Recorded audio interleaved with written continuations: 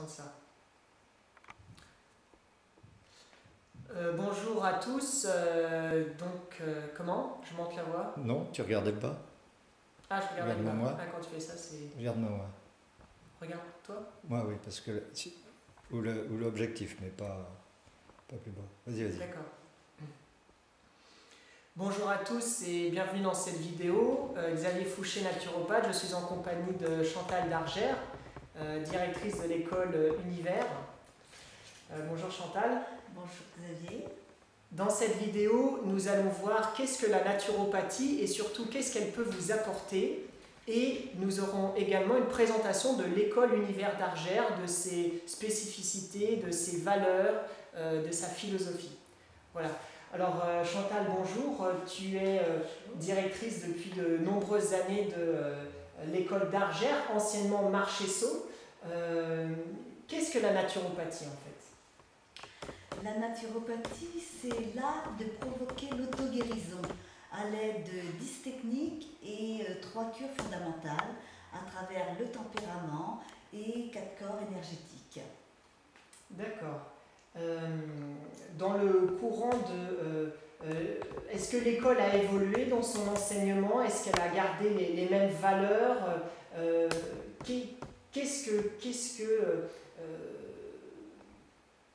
Par exemple, en quoi quelqu'un de malade peut trouver dans la naturopathie? Est-ce que ça peut vraiment lui apporter quelque chose? Alors là, il y a plusieurs questions à la fois. Oui. Alors, est-ce que la naturopathie a évolué? Est-ce qu'elle a gardé les mêmes valeurs?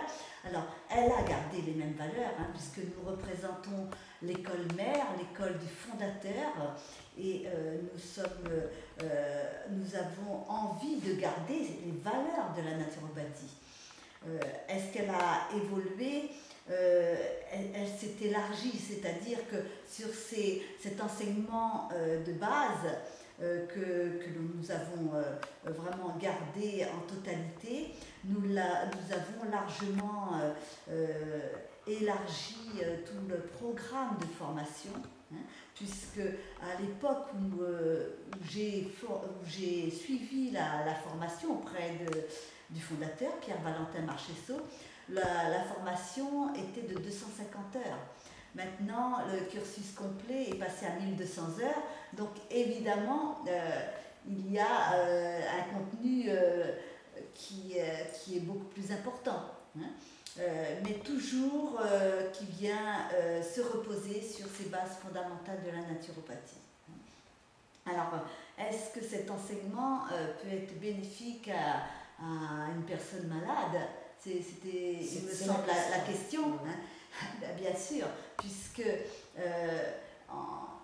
Marchesso disait que la naturopathie convient aussi bien aux bien portants qu'aux personnes malades. Et que, en fin de compte, eh bien, c'est une hygiène de vie.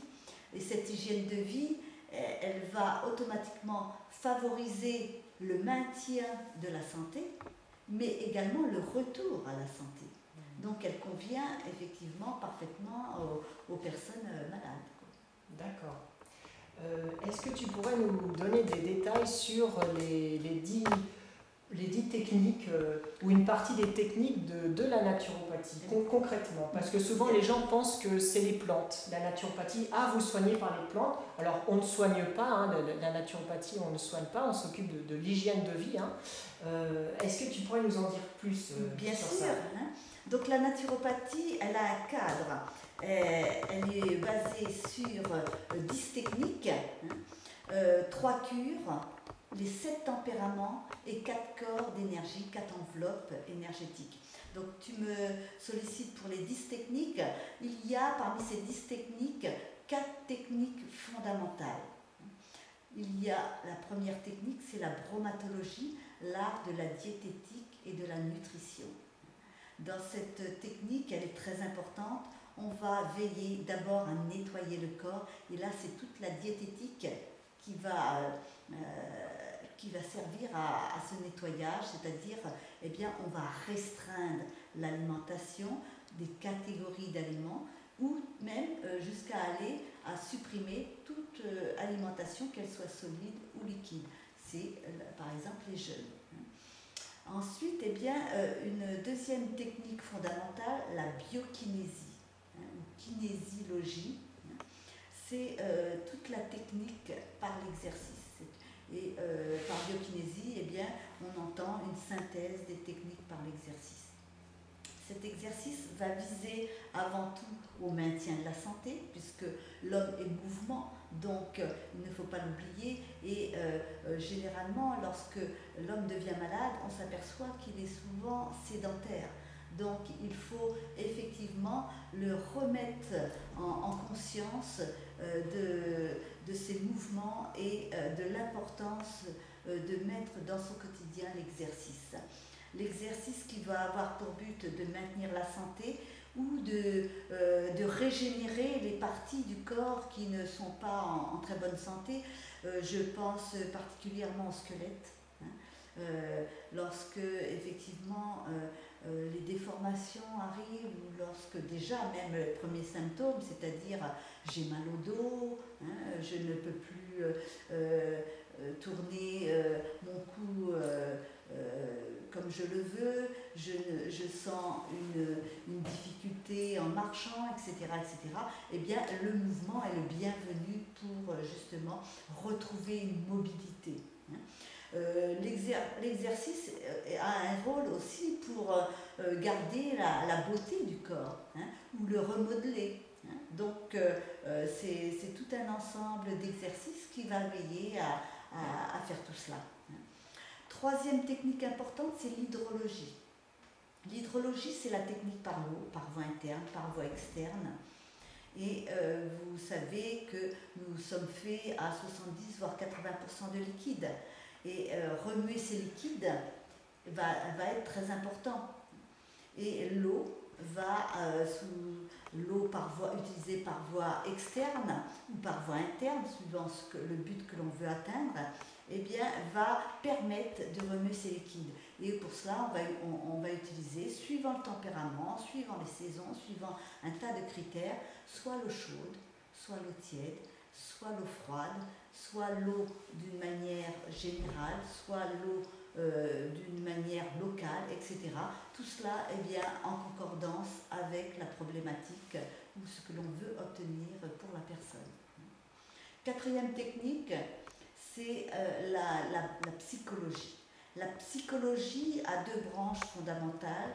La première branche va être toutes les techniques qui vont permettre de relaxer, de calmer la personne, hein. Donc calmer le mental et amener une sérénité. Donc ce sont toutes les techniques de relaxation par exemple. Hein. Deuxième branche, c'est toutes les techniques qui vont viser à garder la lucidité mentale, la cohérence. Et Dieu sait s'il y en a besoin. Et puis aussi, c'est tout le travail sur soi.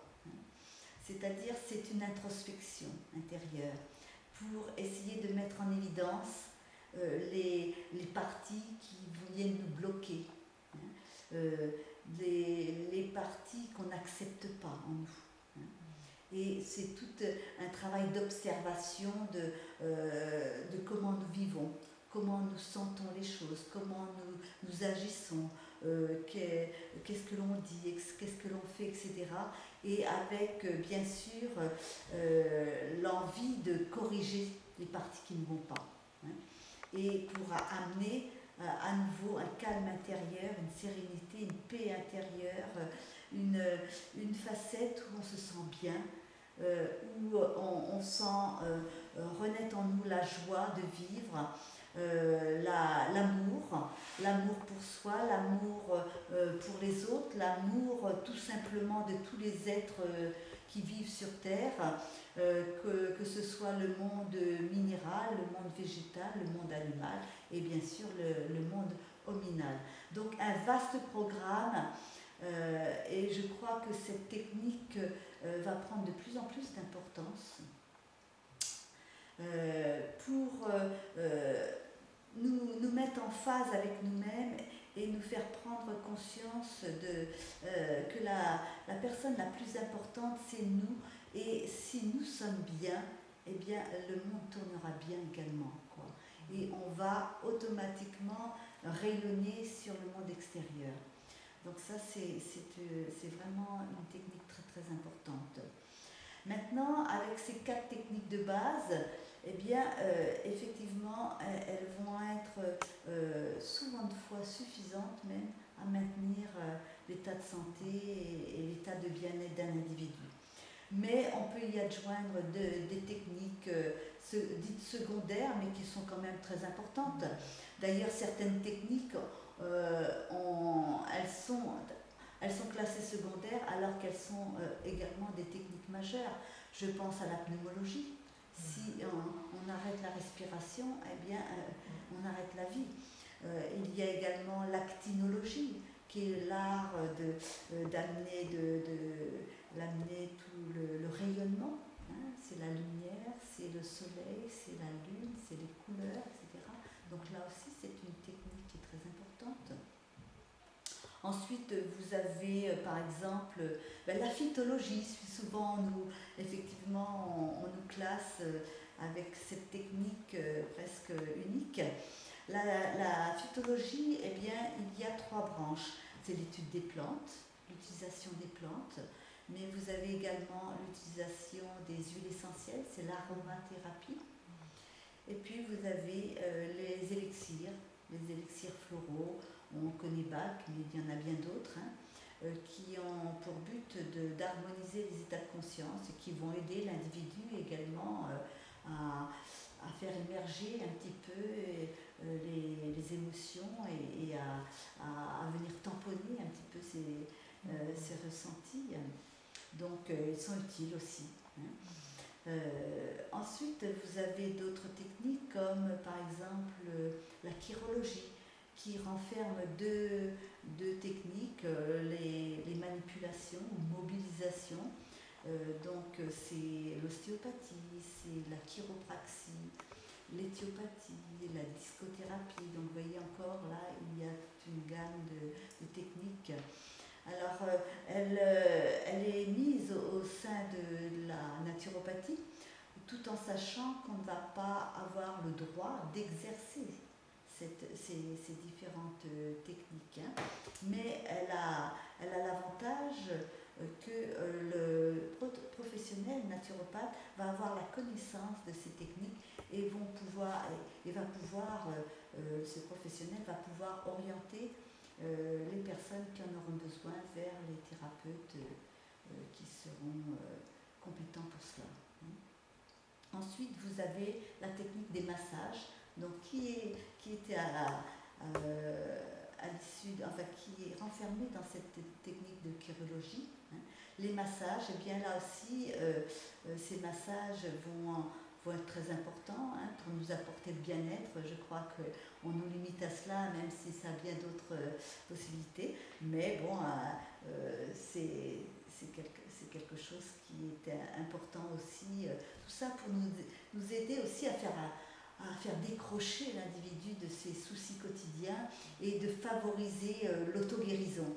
Le but toujours du naturopathe, c'est de replacer l'individu dans un contexte qui lui permette de développer cette énergie, la force vitale. Et toutes ces techniques vont effectivement favoriser cette auto-guérison. Ensuite, vous avez la réflexologie. Réflexologie, c'est simplement réveiller un petit peu l'énergie en nous,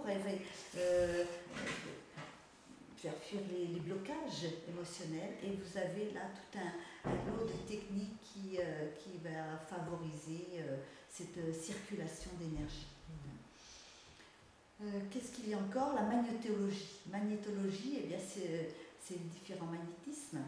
Vous avez le magnétisme minéral, vous avez le magnétisme vital, le magnétisme mental, le magnétisme spirituel, avec ces différentes passes ou différentes techniques selon le magnétisme pratiqué. Il a toujours pour but de ramener de l'énergie, toujours en vue de favoriser cette auto-guérison.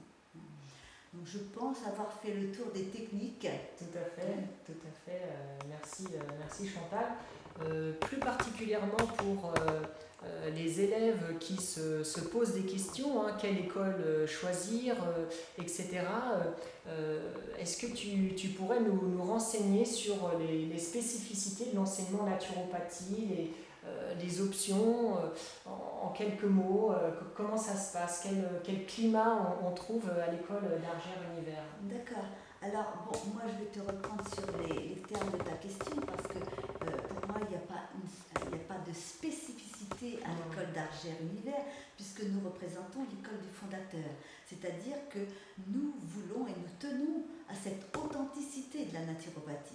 Maintenant, vous pouvez trouver effectivement dans d'autres écoles des spécificités. Il faut, je pense, à celui qui a envie de faire une école de naturopathie, il va regarder le programme et là où il en sera, il se dirigera vers l'école qui lui conviendra. Nous représentons l'école mère, donc nous allons au fond des choses. Hein. Nous représentons vraiment ce qu'est la naturopathie. Maintenant, pour l'élève qui ne sera pas prêt, il ne va pas venir vers nous. Il ira vers des écoles qui ne sont pas véritablement des écoles de naturopathie, mais ça correspondra à ce qu'il est au moment. Hein. Et petit à petit, il comprendra qu'il n'est pas allé au fond des choses. Et petit à petit, il pourra choisir d'autres écoles jusqu'à venir après, en dernier, à l'école mère. Donc, c'est à chacun de voir là où il en est, là où il est attiré. Et quand vraiment il a le désir de vraiment aller au fond des choses, comprendre, hein, là, il ira vers l'école mère, c'est-à-dire l'école d'Argers-Univers.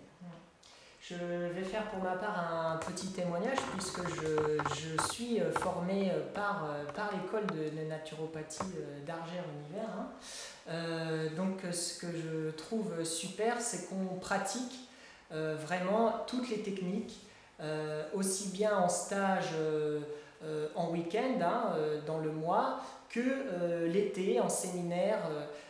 On applique toutes ces techniques et je pense que c'est vraiment salutaire parce qu'on se les approprie petit à petit et on les vit de l'intérieur, donc on est à même de pouvoir retransmettre rapidement beaucoup d'éléments puisque la plupart des gens aujourd'hui ont besoin de reconnaître et de se retrouver ces modes de vie, ces hygiènes de vie qui apportent tant au corps et à l'esprit.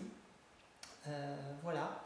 Ce que je pourrais ajouter également, c'est que notre école, pour nous, c'est très très important que l'élève qui suit le programme expérimente sur lui tout ce qu'il apprend. En expérimentant sur lui tout ce qu'il apprend, il va effectivement avoir beaucoup de transformations sur tous les plans, aussi bien sur le plan physique que vital, hein, c'est-à-dire augmenter sa vitalité, que mental, c'est-à-dire s'équilibrer également au niveau de sa pensée, voire beaucoup plus de cohérence, de lucidité, et puis aussi une ouverture vers le spirituel. N'oublions pas que c'est cette femme qui vient animer la matière, donc on ne peut pas la nier. Hein.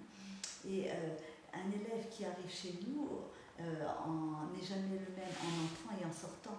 Il y a des grandes transformations, mais cette grande transformation est nécessaire, bénéfique, et elle est nécessaire aussi parce que ça va permettre à l'élève de vraiment comprendre ce qu'il apprend et à ce moment-là de devenir un bon professionnel.